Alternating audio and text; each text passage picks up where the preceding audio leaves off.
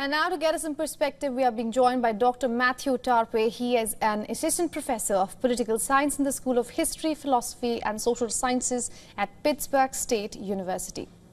Professor, thank you so much for joining us here on WION. Good to see you. Thank you for having me.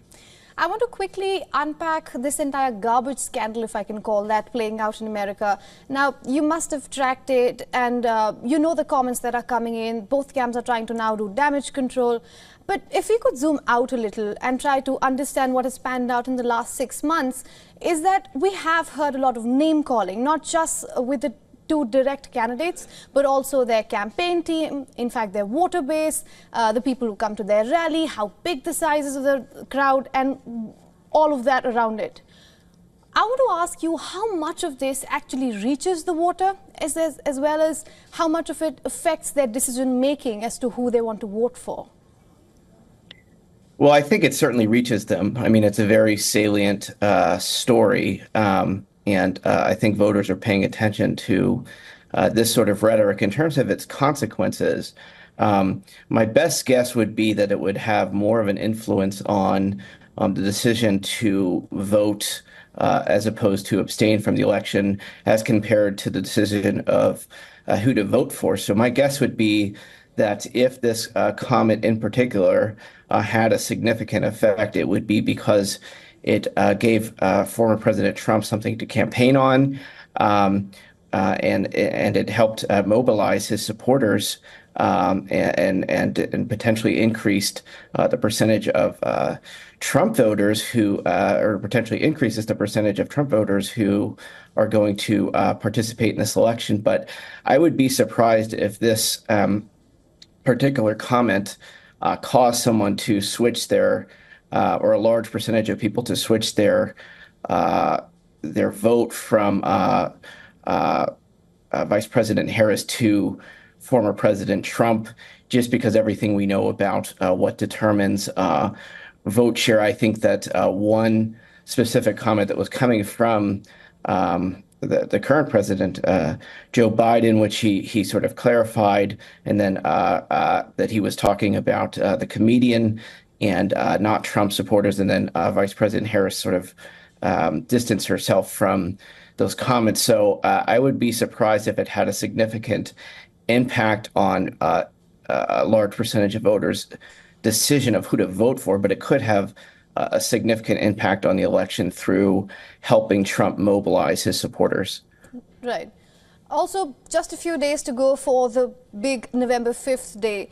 What do you think the both candidates are now eyeing for in the next few days? I think that, the pivot in the last couple of weeks has been to voter turnout, right? So I think the persuasion part of the campaign is still occurring. That both candidates are still trying to persuade undecided voters to come over to their side. But if you look, for example, at former President Trump's social media accounts, he's sharing information about how to vote in certain states and encouraging his supporters to vote. You see similar patterns with Vice President Harris, but also you still see significant engagement with the issues. So former President Trump is talking about conflict in the Middle East. Vice President Harris is talking about the housing issue. Both candidates are still trying to differentiate themselves from the alternative, which can help persuade those sort of remaining undecided voters, but also can play an important role in shaping voter turnout. So, the strategies there are strategies that are unique to voter turnout that I just talked about, like sharing information about how to vote. But keep in mind that the discussion of the issues and the attempt to try to distance oneself from the other candidate, it can have an impact on voter decision making, but can also mobilize voters as well. Right. Professor, you briefly mentioned social media. Let's talk about Elon Musk. He is the richest man in the world. He is also the owner of a major tech and social media company, X. He has endorsed Donald Trump. He has also pulled a lot of money for the Republican camp this time. When you keep all of these factors in, and then you think about, wait, a major part of campaigning from both sides are happening on social media, particularly X. How do you think that complicates the campaigning and the election overall?